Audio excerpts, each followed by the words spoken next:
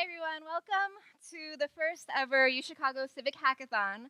I'm Mitsue Iwata. I'm a master's student at the Harris School for Computational Analysis and Public Policy. Yeah, I'm also the organizer for Southside Civic, the Institute of Politics and Southside Civic, again the Harris School for Computational Analysis and Public Policy. We came together a few months ago, or earlier in the summer, to brainstorm about how we can get the different corners of the UChicago campus together to talk about innovative solutions to civic issues and to also develop action-oriented practices that can help organizations. And we hope the Civic Hackathon will do just that.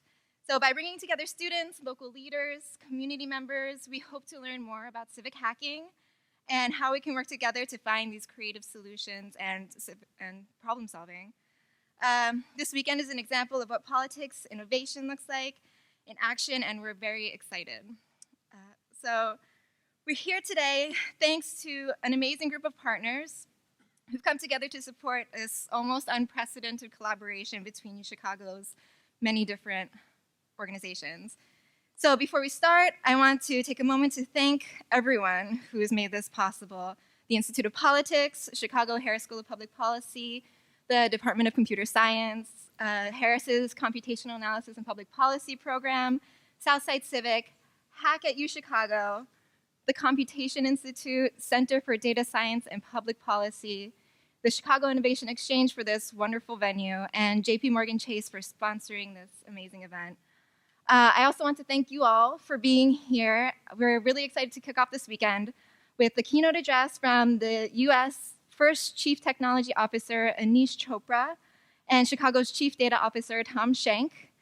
But before we get started, I'd like to introduce Sharon Dobbs, Managing Director of Technology for Chase Investment and Corporate Bank, to give a few remarks and formally introduce Mr. Chopra.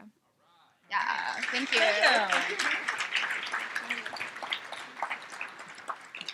Hi, good afternoon, everyone. My name is Sharon Dobbs. I work at JPMorgan Chase, and I manage all of our global payment systems. I'm really excited to be here today, and for two reasons. One, as a technologist, I have been in the technology field for over 30 years and watched it grow up and all the excitement as we've iterated through all our various different ways of delivering technology. And secondly, as a Hyde Park resident, I've lived in Hyde Park over 30 years, and I've watched this spring up as I walk home sometimes down 53rd Street, and it's been really exciting to see this grow up around us. You may not realize it. You might think of JPMorgan Chase. It's the bank. We have a branch on 53rd Street. But we are actually a massive technology organization. Technology powers everything we do in our business. If you're a retail customer, you see us on chase.com. You use us on your mobile phones. If you're one of our wholesale customers, in the systems I support, we move $6 trillion a night all over the globe. So everything is about technology.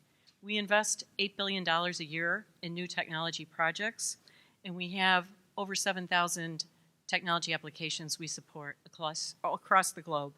We also have a lot of partnerships, and why it's exciting to be here today. We have over 13 venture partners that we do business with, because innovation just doesn't come from within. It comes from reaching without, partnering, getting a diversity of opinion, a diversity of talents. We have locations in about all 100 countries around the globe. We start processing the day in New Zealand, and we finish up when the Fed closes in the US on a daily basis. We've come a long way in banking, from ledger books, teller lines, to where we're at today. Our chairman, Jamie Dimon, has said, we may be a world leader in financial services, but we are also one of the world's largest technology firms. So if you're thinking about, as you move on in your career, a stint in financial services, it's not just ledgers and books. There's huge technology opportunities at JPMorgan Chase. It's also at the heart of our future success. Examples of the digital innovations we've done: Quick Pay, Quick Deposit are really great innovations. We've partnered with Apple to develop Apple Pay jointly with Apple. You might have seen that recently. A lot of you may work with data. There's a lot of innovation going on with data.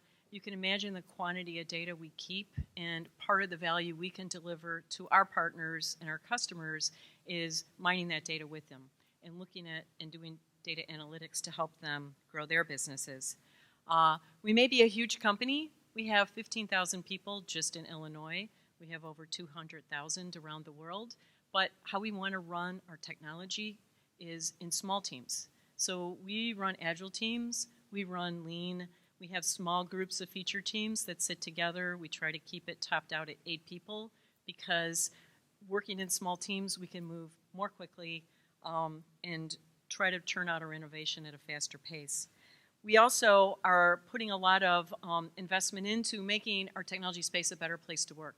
So Chase Tower downtown has 6 empty floors in it right now that are being renovated. I hope it's as lovely as this facility, I don't know, but we hope to have really great tech space, open spaces, a lot of TPs because we develop things with our colleagues all over the world, and a really bright place to work in the future. We're also a huge proponent of hackathons. We just had one actually yesterday. We do them internally. So for those of us in the development space, we hold them to see how do we develop better. We often don't take the time as we're building our business applications to think about how can we develop more smartly, how do we build really resilient applications. So we do them internally, and then we do them tech for social good, and those are hosted all over the world. One other thing I'd like to mention, and I'm really heartened to see the number of women in the audience today. You know, we're a big believer in women in technology. There's many times in my career I look around the table and I'm really the only woman at the table. So it's really important to grow women's voices in technology. We started a program this year that I'm sponsoring in Chicago called Take It Forward, and we have 400 women technologists I'm working with and our leaders are working with to grow their careers forward, to mentor them, to help them move out and stay in the technology field. It's a great field to be in. It's critically important, as I mentioned, for our firm. We have every line of business here in Chicago, which is a great place to be, and we have great partnerships here in Chicago with the Shed, Art Institute, Second City, and of course here at University of Chicago. We have in Chicago alone 1,500 technologists, of which I'm proud to be part of. So with that, I just want to say thank all of you for coming today. Good luck to those of you who are participating in the hackathon. And now I would like to introduce our guests who will be speaking to you today. It's my great pleasure to introduce Aneesh Chopra. He's our nation's first technology officer. Aneesh is the son of immigrants. He attended Johns Hopkins University and the Kennedy School of Government at Harvard. He started out in the private sector, but public service called. And so he moved and he has served 2 Virginia governors, helping to take technology and use it for the betterment of individuals and business for his constituency. In 2009, President Obama appointed Aneesh as our country's first chief technology officer, a sign of the importance that technology and digital has in our lives every day. And in this role, he focused on the most urgent priorities, creating jobs, reducing healthcare costs, and of course, keeping our nation secure. All of you read the newspaper every day. Lots of things going on in the cyberspace that is very important to address. Aneesh is currently serving as co-chair of the Virginia Democratic Party Coordinated Campaign, and he resides in Arlington, Virginia with his family. So please welcome Aneesh Chopra to this event. Go, let's do it. Thank you. All right. Thank you. That's very kind.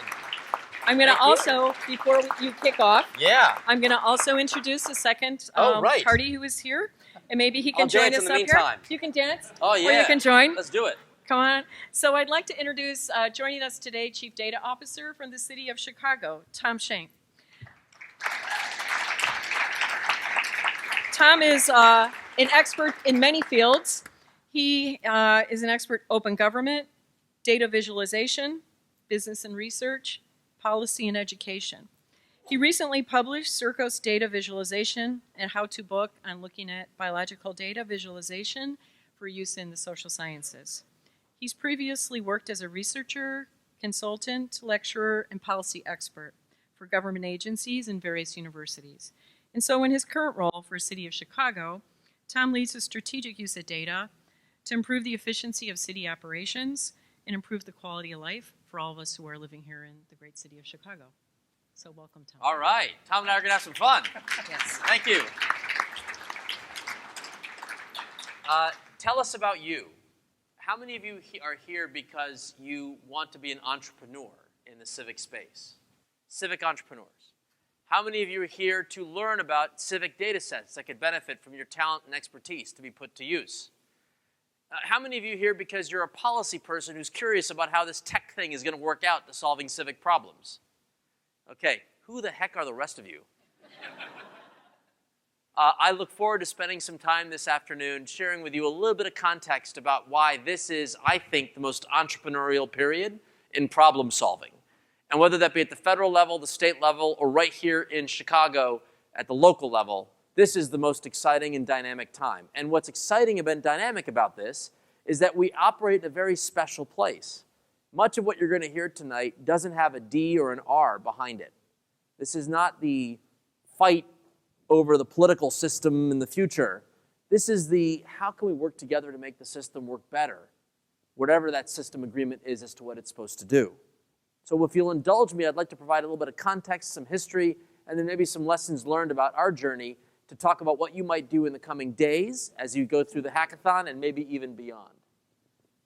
I talk about this being an era of us, of entrepreneurs from the bottom up. I want to share a story of a guy named David von Sickle. David was a researcher at the Centers for Disease Control and had a thesis that we were wrong in how we were treating kids with asthma.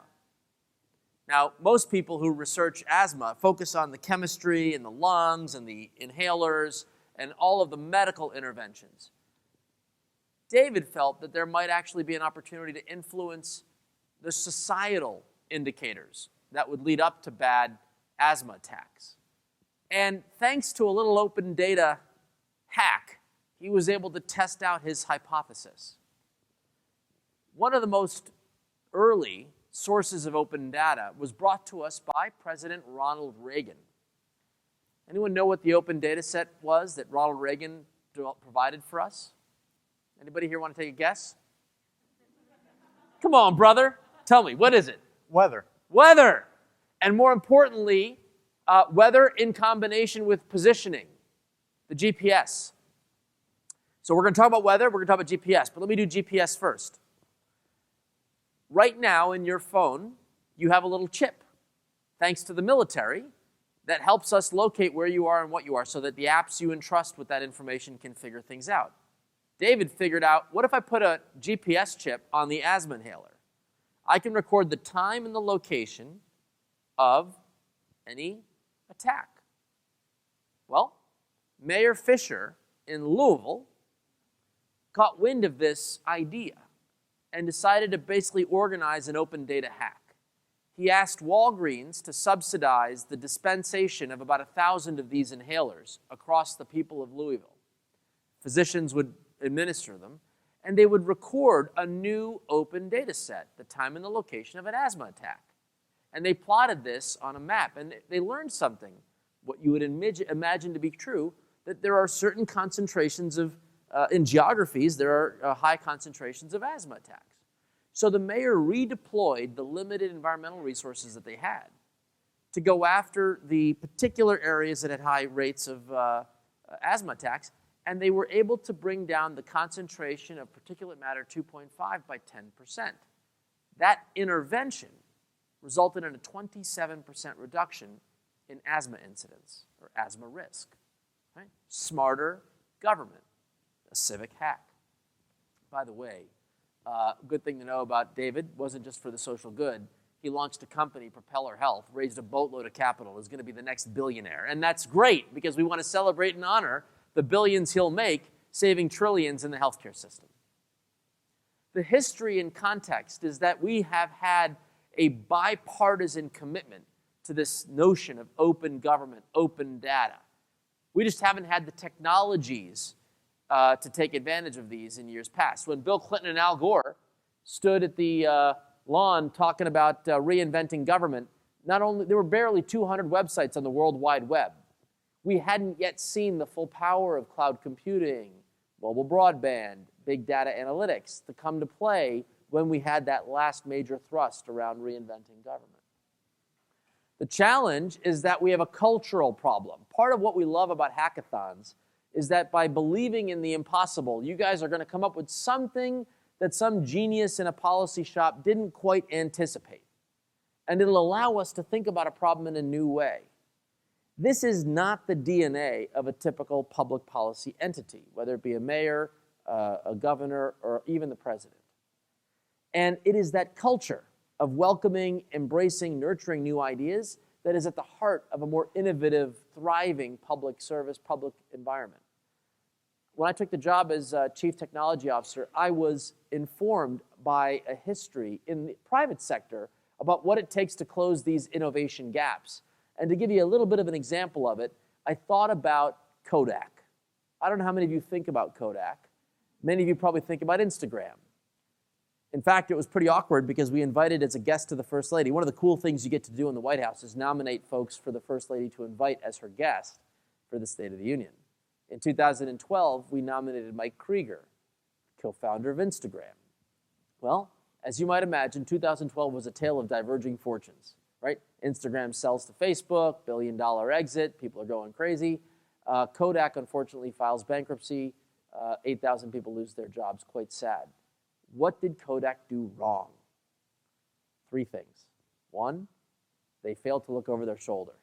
2, they didn't have a process in place to bring new ideas to life. And 3, they didn't have the right people surfaced. The talent pool, the women initiative that you're describing is going to bring more talent to the surface so that they could actually get the job done. My favorite example, how many of you knew that Kodak invented the VCR? Any of you families buy a Kodak VCR? There should not be a single hand up because they never chose to make one. They didn't believe anybody would shell out $500 for such a device. That's the blinders that your output tomorrow will help close. I don't want to spend too much time on this because I want to quickly get to a conversation with Tom, but I want to give you a little bit of a teaser. There were 3 case studies that animated the work that we tried to do from Washington that I think have relevance here in Chicago. 1, to address the issue of culture, we borrowed heavily from Procter & Gamble, whose CEO famously said, I want 50% of all new products coming out of our labs, or coming out of our brands, to be originated outside of our lab system. It had to be the case in the old days. If you were a smart chemist or whatever, you'd go to P&G's labs and you'd build up products. Well, what if you woke up in the morning and all of a sudden you were told you're only good for half the output? This follows Joy's Law, the co-founder of Sun Microsystems, that no matter who you are, some of the smartest people that are dealing with the issues you care about work for someone else. So that was critical. Get the culture right. Embrace external ideas. 2, Jeff Bezos, although it's been in the news lately in a slightly different lens, had been quite famous for embracing frontline workers and their new ideas. In fact, he used to famously hand out old Nike shoes. If a frontline worker tried a new idea, even if that idea failed, and awkwardly, even if their boss didn't know about or approve the idea. Kind of an awkward but interesting dynamic. And then last but not least, the idea of platform. You'll hear a lot about that, I suppose, as over the course of the next decade, as more and more government agencies embrace the notion of a platform. Facebook is very famous in this regard. Despite only having 3,000, maybe 4,000 employees, there are literally tens of thousands of people who hold the job title Facebook developer. Not because they're on payroll, but because Facebook opened up the developer platform to invite them to help contribute. If the American people could all co-contribute to the government platform, whether it be the federal level, the state, or the local, just imagine the impact and the opportunity for innovation.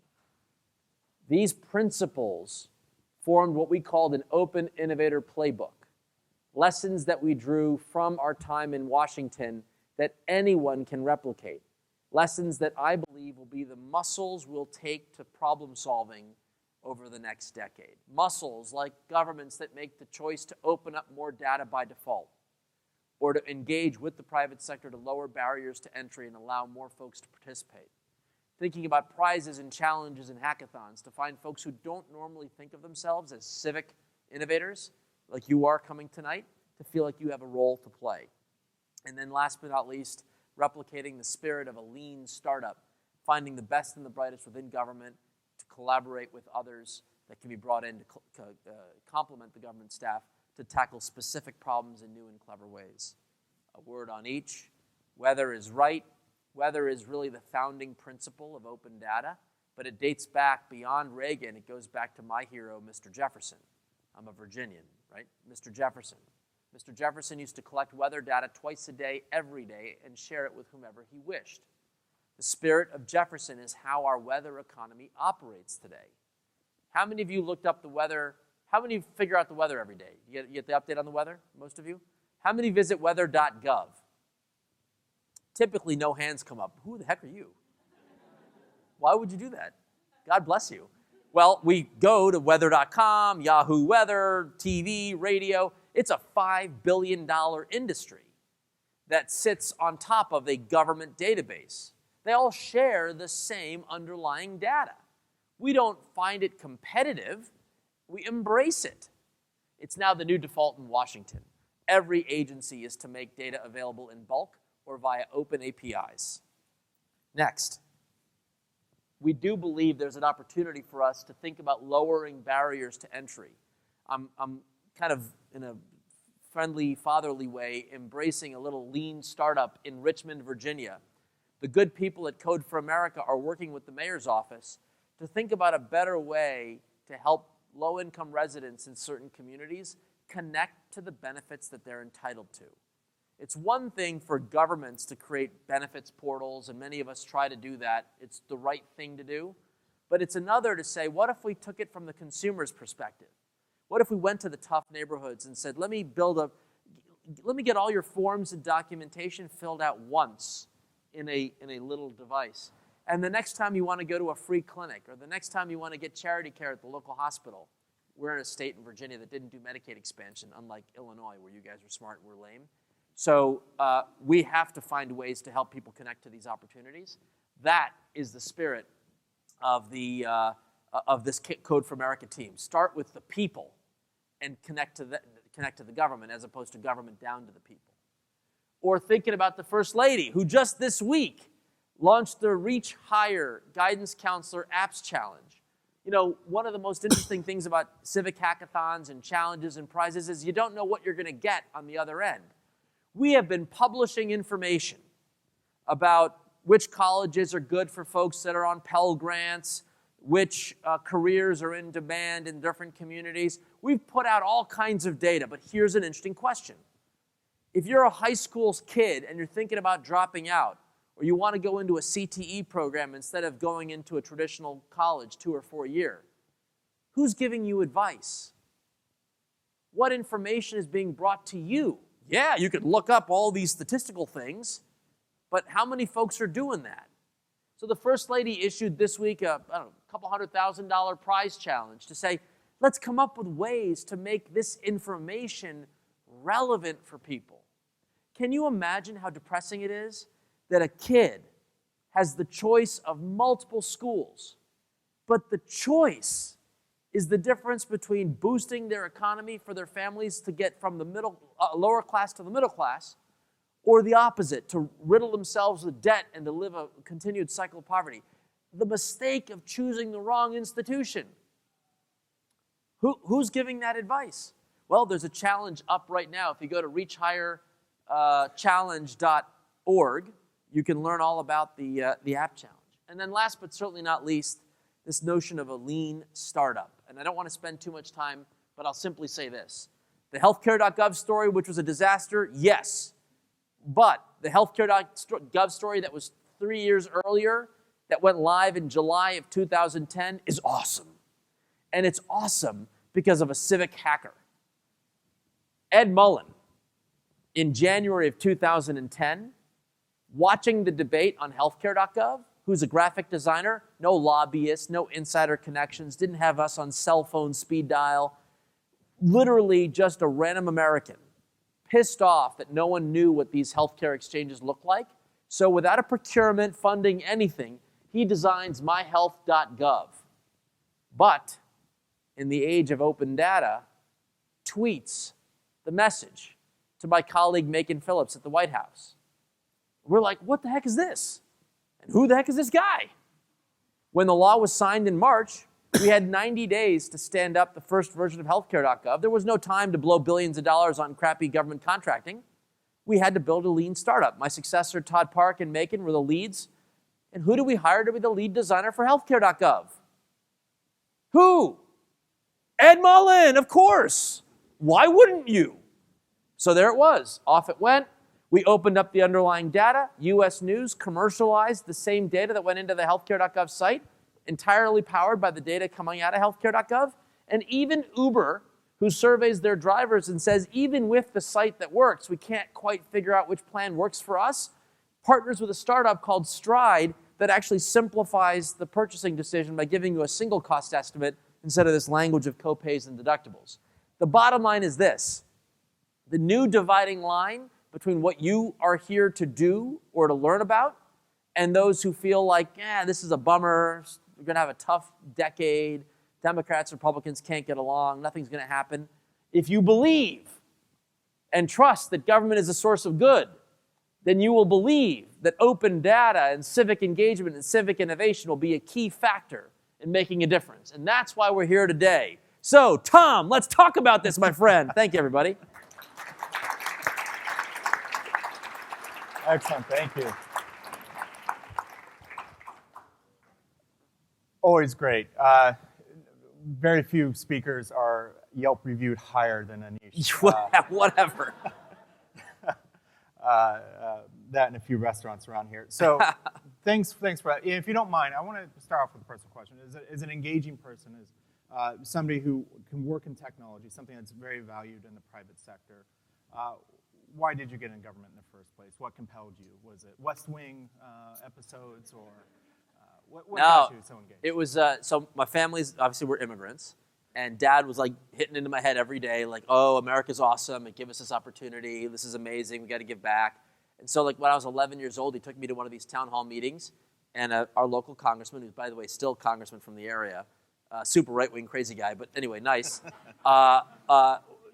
Basically, I had a weird question I wanted to ask about some safety on train tracks or whatever, and he like listened to me. And I was like, wow, this is like amazing. I'm nobody, and here's this very important person, and he's like listening to what I have to say. And so I always wanted to do it, but Mom was like, you can't just go straight into government, you got to go into the private sector first and whatever. So I spent a decade in the private sector and, blessed with all this excitement in our economy, and then I said, this is my chance. So I hope, like you, we're going to be in and out of this thing for the rest of our lives, because if you want to make this country a better place, you got to look at the public sector as an avenue for you to participate in. Even if you don't want a full-time job in it, come in for a little stint, because the country needs you. I'm sure the mayor needs you, and it's an opportunity. So to me, we have to do this, and there's nothing but goodness that comes out of it. It's very rewarding, as I'm sure you would imagine. It absolutely is. So you were at a precipice early on, being the first chief technology officer. So titles that didn't exist in the federal government before at the executive level, at the White House level. And so when you decided to engage an outside party, what got you to do that? Because nobody had done that before. What compelled you to reach out those borders, which can be very scary in government because it is very hazardous at times. You're not sure, is this going to work out well for me? Or is this going to be something that's going to be disastrous and eventually cost me my job in a very public way? No.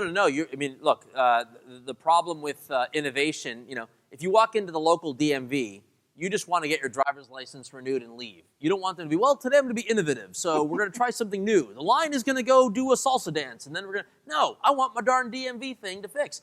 So there's a stability in the public sector that you want, that you don't want everyone civic hacking wherever they go. So the lesson I drew from Kodak was that you've got to create a safe place to try new ideas, to test and validate that those ideas and the assumptions around them work, pivot, change, et cetera, and then you can roll them out. Because the president wanted this, it wasn't that difficult a leap, because he basically said, air cover, air cover, air cover. I want this to happen. And because of civic hackathons and others, open data became the safest place. Because the choice to make data sets open with appropriate our risk was privacy and security, that we would have released the data set we shouldn't have. So we were sweating more about the release of the data set than whether or not we reached out to people and said, go do something. The worst thing that could happen is the First Lady launches the Reach Higher Apps Challenge and loser apps show up. Big deal, right?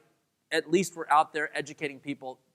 Folks may not even know that these data sets exist, that you can get an API for all the job skills tapped to job openings so that you can build your own kind of guide. So even if the worst case scenario was a failure, structured and organized failure, managed it right, is going to be just fine. So, and I was on the farm team.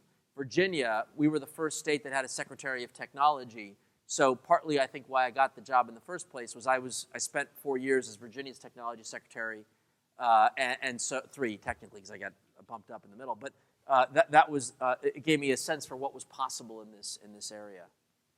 You had mentioned, and knowing that there's a hackathon coming up, you mentioned that a space for innovation to try it out. Yes. And the other thing that's scary about government is innovation, because innovation itself is oftentimes pinched to this idea of creative destruction, that it's a lot of failure. So it could be called failed fast today. In 1900, 1910, it was Schumpeter's creative destruction. And so failure in government can be quite scary, because where Facebook has a 40-minute blip, it's mentioned in the news almost satirically, is how did the world survive without Or the Facebook? Twitter fail whale, Or how would the world survive without that? And so it's tongue-in-cheek, but when you fail, and even if it's for the sake of innovation in government, it is not tongue-in-cheek, it is often a doom and gloom. So how does somebody, and how do, for instance, participants in a hackathon trying to help others, how do you safely innovate? How do you safely test these ideas without causing harm that might make somebody a bit scared of? No, I love it. So I'm going to give you a little wonky answer, because often the problem with innovation is we ask the wrong questions. To me, the entire ball game is to ask the right question. And so that way you know what you're trying to solve for. When I was in Virginia, one of the things that we had done was, under the governor's leadership at the time, open up a lot of our performance data. So small little example, we found out that while Virginia, awesome state, rich, successful, everyone's smiling and happy and beautiful, it's celebrity-laden, whatever it is, Virginia's awesome, come move, we were a third world country on infant mortality rates. So if you define the problem of too many mothers lack access to appropriate, basically high-risk pregnancy support services, if you can be clarifying, if you can use data to define the question, then you can experiment. So in the old days, that would have meant, we got to subsidize a high-risk OBGYN to go to the Shenandoah Valley where we had a really disproportionate share. And the political fight was, who's going to pay for the high-risk OB to set up a clinic where there's not enough demand? And Democrats would say, subsidize, it's important, equity. Republicans might say, no, it's expensive, waste of government, welfare. So we'd have this fight. Or innovation. Well, why can't we do a telemedicine consult? So we basically funded a telemedicine consult where pregnant mothers that were high risk would sit in the same federally qualified health center, but they would have a video consult with a high-risk OB at the University of Virginia. Not reimbursable, not legal. I'm sure there was all kinds of HIPAA security issues. We experimented. We cut preterm birth rates 25%. It's now state law to reimburse telemedicine consults, and you can start to see ideas like this scale. So if you can define the problem and you can scope what it is you're trying to experiment with, you might make some risks. Did we violate HIPAA? Did we create trouble on the security and privacy of the information? We have to mitigate those threats, and we got to get consent and opt-in and everything else. But we ran the experiment to see what was possible, and now the system reacts to take that idea, validate that it actually works, and then scale. So that's you got to have the definition of the problem. So you mentioned something it's quite compelling, which is it's not the necessary just one technology. Thing. This whole discussion is compelling. Just kidding. Where you have to. It's not the technical solution that's going to matter most. It's finding the problem and finding where the innovation is. However, that's such a subtle thing to do. Hard. When somebody comes to you, and knowing that there's going to be idea pitches that are happening, when somebody comes to you, what is the type of engagement that's most productive to elicit from you? Your problems, your questions that you have in your mind. So, harder at the White House, easier at the state level, which is the following. And I think same with the mayor. I haven't looked up his scorecard, but when we became transparent and said, look, here are our performance indicators across health, energy, transportation, safety, etc. We had 50 or so indicators that we put up on the scoreboard. The governor had given me $3 million for innovation, seed capital, I think is the question you're asking. And what we said was, you can't walk in the door unless you can define one of those metrics that you believe your intervention will move. And then the question we're going to ask is the thoughtfulness by which your hypothesis was generated on why you think you're going to move that needle. And we didn't use this as a binary application process. It was the opposite of procurement. I was actively welcoming people to ask feedback. Aneesh, the prenatal care thing, it's not like they miraculously came up with this idea just that showed up as an RFP response. They were like, hey, let's help on this idea. We want to iterate. We want to think. And we all talked about it. I told every applicant, we dedicated a few staff to this, office hours, present your idea, come back. And the way we created this culture was we had a measurement stick. 3 measures that the governor cared about. Cost, can you lower the unit cost of a delivery of service? Service, if customer satisfaction was abysmal, can we boost it? And then performance measures, outcomes. Can we reduce some societal issue like infant mortality? So you had to pick the measure. You had to talk about your hypothesis. We iterated. And then if we liked it, we would basically every 90 days, we would spot fund these grants. And ideally, you marry them up to policy that allow, too many in the Virginia model, we tested them and then they kind of wonk because then there's no method to scale. I think a lot of what we learned in the president's tenure is that the scaling mechanism as a matter of policy is the next iteration. And we're seeing that you could scale now in education with the I3 program and in healthcare with the Medicare Innovation Center. That's fantastic. You had mentioned earlier as well being able to capitalize on top of social innovations. Yes. To the extent that you transform that into entrepreneurship. Yes. And there's so much opportunity with, of course, the federal open data portal, the city's open data portal. Cities, yep. And everybody out there that's willing to put information out there and allowing people to capitalize on top of that. Now, I know in the city, one of the big things that we say is that it's taxpayers' data. It belongs to the public. Please capitalize on top of us. Please make this a better city, and we're happy to work with you.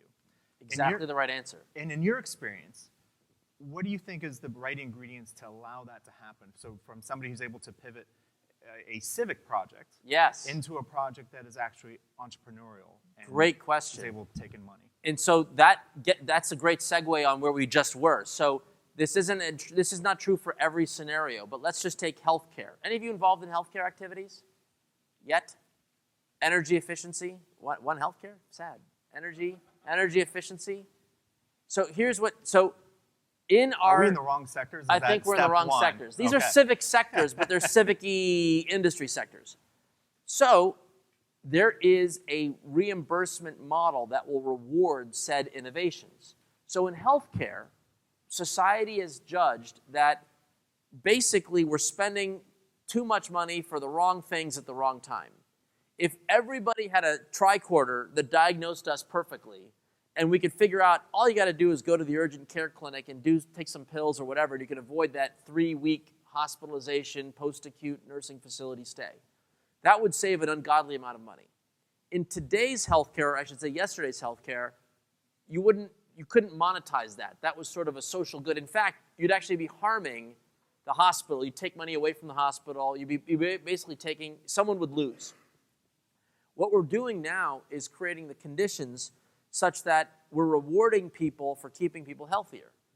So now the local hospital or a physician group that's responsible for the care of the population, they might say to a civic hacker, if you could provide for me a great database, a Yelp-reviewed list of all the home health aides and the agencies that could provide support service, and I could find a way to make sure that folks have access to those resources in a timely manner, I know that they're going to be doing a better job using those services, but they're going to be using less of the more expensive stuff. And at the end of the year, I'm going to true it up with the insurance company, and they're going to give me a check and use Civic Hacker for having built that database that mashes up the list of the patients with the list of the opportunities. I'm going to give you a piece of the action because you helped bring this to life. My goodness, if you could actually make millions of dollars, saving billions of dollars, we're all going to get into this.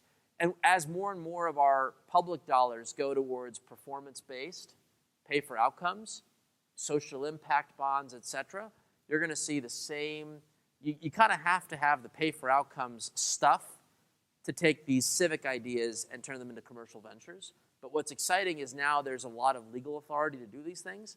And so I can, in the left hand, negotiate with the mayor on what the next social impact bond might be on worker retraining, and on the right, consume all this labor market data to help connect people to opportunity. And boy, if I could do that, boost the GDP 3% while capturing a share for my income, man, I'd love that business. I'd love to invest in that business. If you're in this room and you're going to I'd like to write you a check and not tell you to go do that.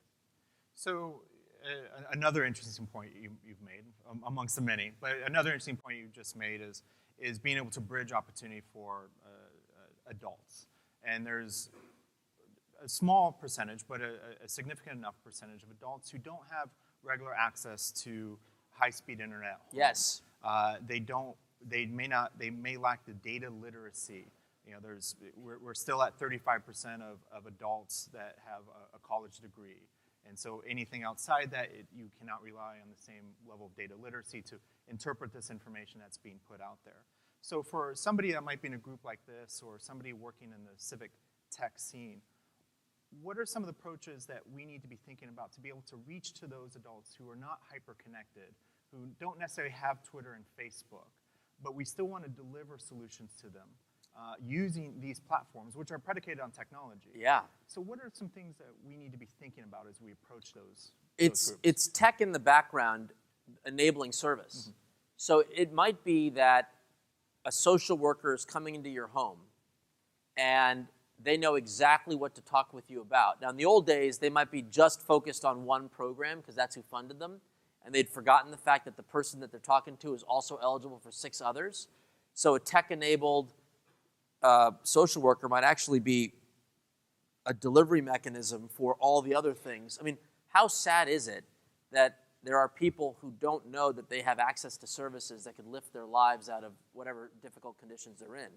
And then to doubly embarrass ourselves to say, well, they had an interaction with the public sector, but just the wrong public sector. Boy, oh boy, that's disastrous. Your dream scenario, any of you go to Disney World or Disneyland in the last couple of years? Anyone get the Magic Band? I want the Magic Band for government. When you walk around Disney World, they know exactly who you are. Now, if Tom was wearing the Magic Band, they're like, man, a baller just showed up. This guy's he's a star. Give him VIP treatment. Me and my family, well, we're kind of back of the bus. But the point is, they know everything. You're willingly sharing your information in exchange for personalized service. Imagine if every interaction with the public sector, there was like a massive evaluation of like, hey, I think you could use this training program, and here's a grant to the school, and you could do this. All of a sudden, how many more opportunities would be opened up? Now, that person need not have had broadband at home or manually do all this searching. That human that they've interacted with is just smarter about them. And that opportunity to enable that kind of personalized service is coming. It's a complicated discussion. We'll get into that a little bit later. But the other point I'd make is that itself is a civic hackathon opportunity. How many of you know about the Broadband Map API? We opened up a database, which is exactly where in this country you have broadband access. Imagine if you mashed up local school maps with the broadband map, and you could say to the mayor, Mayor, this neighborhood is screwed. No broadband and lots of kids. Wouldn't the mayor be like, whoa, let's get on that? It's available for us to look at, but who's done the mashup? Right? So what you can do is do the mashup. By the way, my business partner and mentor basically said to me that true value is created at the intersection of multiple disciplines, or in the civic hacking model, it's in the intersection of multiple data sets. Public-public, public-private, federal-state, state-local. And so I think that would be an interesting question. Just tell me a story in the data that we don't know. And the more targeted, the more perspective we can be, the better we're going to be at allocating limited resources to the problem. I want to take a time to point out now there's a microphone here in the center aisle. So I'll ask just 1 or 2 more questions, but feel free to start lining up and get ready to ask questions from Aneesh or, less interesting, myself. Or Tom. Like. We'll defer most over to you. So feel free to get in line there for questions, and we'll start taking those. Based on what you had just said there, using the intersection of multiple disciplines, or in this case, the intersection of multiple data sets. I'm going to get into, I think, a quite parochial conversation, but good to hit on. especially for students, people who are in undergrad or graduate school now, what do you think the preparation needs to be to get ready for the next 20, 30 years? When we've had such an influx of this information. Yes. Where do you see this going where on the preparation side, students today need to be You know, it's a fascinating question. If you went to the public policy school and you weren't trained in the martial arts of data, technology, innovation, civic engagement, you're doing yourself a massive disservice over the next decade.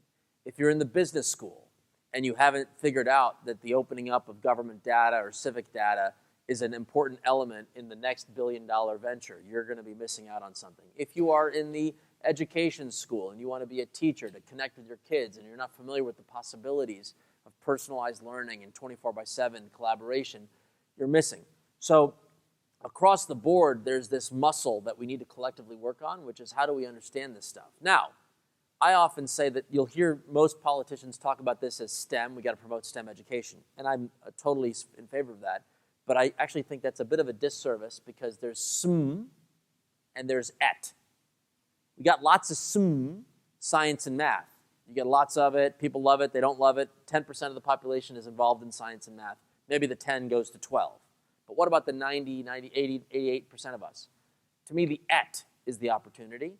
It's the engineering. It's the technology.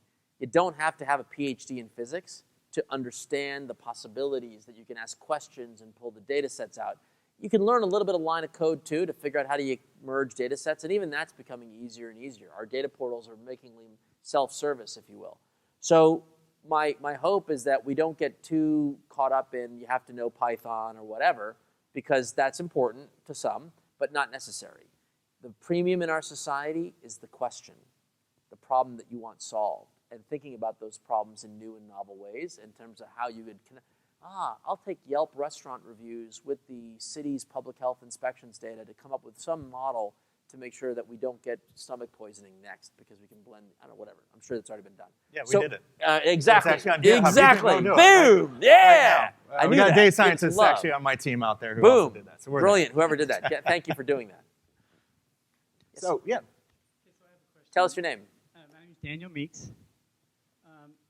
My question is basically, what I haven't heard in all this talk yet, you talked about, like Northwest Hospital maybe connecting with some magic band thing that monitors like Parkinson's people. Like I've got Parkinson's. And, they're taking my measurements and all that kind of stuff, kind of like the Louisville thing, to try and figure out certain things, how things work. But what I haven't heard said was venture capitalists. I mean, there are venture capitalists out there. They are out there. I know they are because they gave me $1 million about 18 years ago to build a underlying loan system for them and to see how it would go out in the web world. And so what about connecting venture capitalists? Just plain people that want to make a lot of money, but all you got to do is sell them the entrepreneur idea and they pop it up. Yeah, so there's actually a dedicated civic innovation fund that's raised over $25 million that Ron Bugeman runs. I forgot the official name of it. It's the Open Data Something Fund, whatever the name of it is. Anyway, look up Ron Bugeman and look for his fund. Right to your point, health IT is the fastest growing sector of venture capital. Because of what I just said, you can now make money by using all this information to keep people out of the hospital and better off. So you got to have a business model to attract investment capital and more. So the JP Morgan guys are here. Interesting question. What is the largest database of small business lending failures in the country? The Small Business Administration. It's not yet an open data set. But if it were, you could create a much more targeted and precise calculator on the small business loans you should be approving that you're rejecting today because the algorithms are too lame. And on the other end, you could avoid the bad ones that you shouldn't, and we have a much more important and highly sensitive and dynamic feedback loop on lending. We, on net, I believe, open up more lending capacity to small businesses if we can incorporate that massive open data set of all the transactions that have gotten, and so that's just one small example. And so the policymaker would say, I want to solve small business lending. I can't beat up JP Morgan and be like, work harder, work faster. Psh, psh. You know, a little bit of that happens. Maybe I subsidize. Or we open up data that would make them more effective in their loan models. Or if not them, then the startup that's going to beat the bejesus out of them in the market who will incorporate those models faster. So there's plenty of money to be made around open data. It's just a matter of having that problem that you want to solve in your head and then sorting out the ones. The 2x2 matrix is how important is the problem to solve for society, and is there a business model that allows you to build it? Bam, put your energy on that, and I'll write you a check. Yeah, and there's certainly enough. The Dart Network and a few others have started to. Many people are diving into the space. Yes. Yes, sir. Hi, my name is Christian Pico. I'm a second-year public policy student here at University of Chicago. Are you signing up for that CAP thing, which is awesome? Whatever she was. I try and participate to the extent that I can. Do that thing. That thing is awesome. Who was that? Who was that CAP? That was awesome. Handful of folks that here. person was awesome. That program is awesome. I don't know who came up with that idea, but it's awesome. I agree. A couple of years ago, I listened to a lecture at MIT by Xavier D'Souza Biggs. He was the former director of the Office of Management and Budget in 2012. The talk was, does social entrepreneur... Zav ran our commerce division in management budget. Brilliant guy. Yeah, so he asked, does social entrepreneurship create social good? And he gave a contradictory answer. He actually said no, generally. Because he was saying that there's a lot of redundancy. There's a tremendous amount of energy made in these kind of entrepreneurial solutions. But from his perspective in the White House, he was saying there's a lot of redundancy. People using the same methods to try and solve the same problems. And he also criticized what he called a marketing culture. Whatever you create, you have to market it, so it ends up being more about marketing. And the reliance on the same business model, no matter what you're doing. So he was actually putting forward the idea of institutional innovation, that we need that more than this proliferation of kind of startups. Do you see any legitimacy to that? This is the most important question. He's right and wrong. And I love Zav. And here's why. If you wanted to create a guidance counselor app, how easy is it to connect to the kids' learning records? If you were trying to help an adult who is dislocated in the workforce and wants to, has had an account at in the unemployment system, how easy is it to connect to that data? So, what you have right now in the redundancy is the government is spending money creating a resume system. Under the law, if you are unemployed, you have to file your unemployment benefits and fill out a resume on the crappy.gov, whatever the site is. You might also have a LinkedIn account or an account on Monster. And redundant, under the law, you may have those things, but you must separately create a profile on this thing. Okay? And so maybe LinkedIn and Monster market that put your resume with us, and the government says, well, ours is free, and there's no weirdness about your privacy, and so we're having this fight. Is it a government social good, or is it What a lame fight. If you can connect, for the nerds out there using OAuth, if you can connect your digital government account with these entrepreneurial accounts, now all of a sudden LinkedIn says, aha, I see that you've qualified for these vouchers. You've got these benefits. We've looked at the open jobs in the neighborhood. You don't fit them. But with this voucher, you can take a 6-month mini course, the CAP for everyone, and you might qualify for this growth list of jobs. Now, it's not LinkedIn is awesome and government is bad. It's collaborative. LinkedIn is built on top of the government's systems. And you're able to create that wholesale role where the government's the wholesaler. Do we really want to invest lots of money making the website look pretty for the workforce system? Maybe, but let's get to the bottom line. The workforce system database defines the entire economy in 900 codes. Whoever you are, you're one of 900 in our society. LinkedIn's database, 50,000. Which one's a little bit more precise about who you are? And when the machines on the back end are trying to match you up for opportunity and here are the jobs and the connections, which one's going to be more precise about the match? It's not either or. It's collaborative, and what we haven't done is establish the security framework so that you can connect those apps. And that's why there's redundancy in the need for marketing. But we're getting closer every day.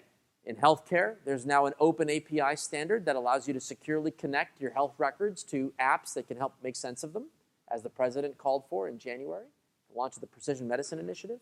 In education, the First Lady's Reach Higher Challenge, with it is the My Data Initiative, so that every school, I wonder if anyone here from Chicago Public Schools? Let's go get them to sign up for the My Data Initiative so that that kid, when my child comes home from school, I'd love to give them the Khan Academy to play with at home, and I want the Khan Academy to know exactly which concepts they didn't get right in the school. So they're not just generically watching the Khan Academy, they're watching the videos that match to the things that they got wrong. Is Khan better than school? No. They're complementing and connected. So to me, that's the future.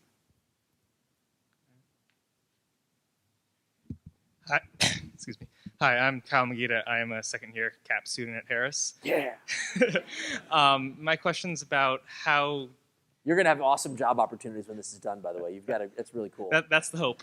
It's actually kind of on those lines that the people who come in and talk to us and the government agencies that are the leaders in this field, it's a small number. It's not a coincidence that the two people who gave the two of you their jobs, created your initial jobs, worked very closely together. There's a core of people out there who are doing open data. How do you get the buy-in from the probably 5 states, 10 cities, and the federal government starting? How do you get everyone else in? Your data's old, man. That's like 2-3 years ago. Now it's like default. There isn't a presidential candidate running that won't name a CTO in the next round. There isn't a candidate for governor or mayor in any state. I mean, the U.S. Conference on Mayors had like 100 signatories to this open data commitment, right? I'm sure Mayor Emanuel was all over this. Yes. So basically, what makes this interesting, you need not be an ideologue. This is not something, ooh, open data bad, civic innovation bad. You could be a Republican or a Democrat and embrace this movement.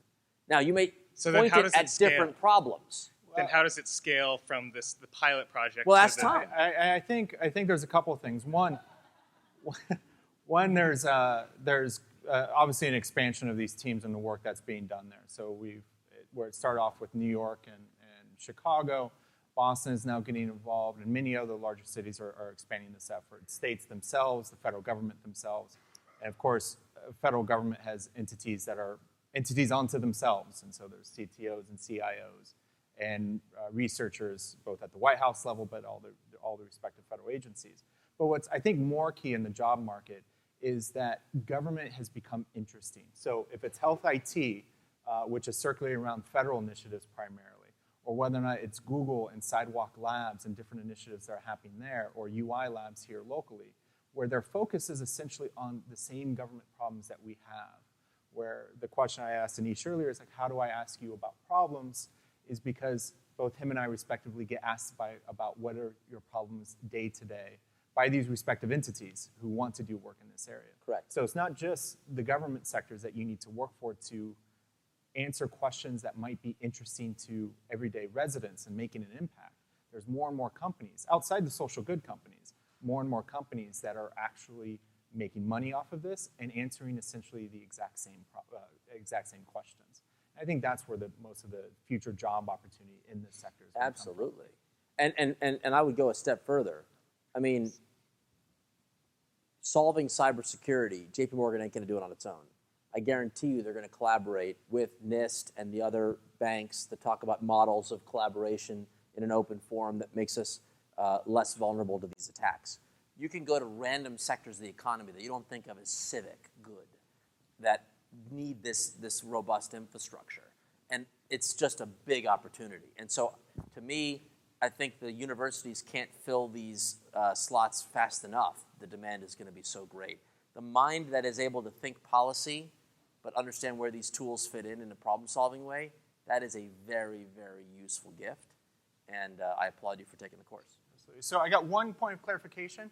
I think Mayor Emanuel was chief of staff at the time when you came on board. Yes, he was. So the same person did hire Yes, both yes, of us yes, at the end. So yes. it's much closer than All that. right. But Thank you all very so much for your Aneesh. time, everybody.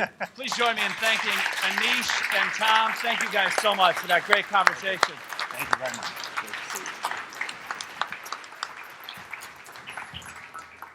Good afternoon, everyone. I'm Steve Edwards with the Institute of Politics, and we're thrilled to have you with us. We are going to take perhaps the most important break of your day right now, an opportunity for everybody to gather, to continue the conversation, to meet, to network, get some drinks, some food, to unwind a bit. Then we're going to bring you back here in about 20 minutes or so, and we will continue this portion of the hackathon as representatives from 10 different organizations in Chicago, government and nonprofit organizations will each present a key problem that they're grappling with. These 10 problems will form the basis for what all of you will come back and engage in. Tomorrow you'll have an opportunity to hear from them and also decide which program and which problem you'd love to tackle. So let's take a quick break, stand up, and go enjoy the refreshments and mingle. Thank you all.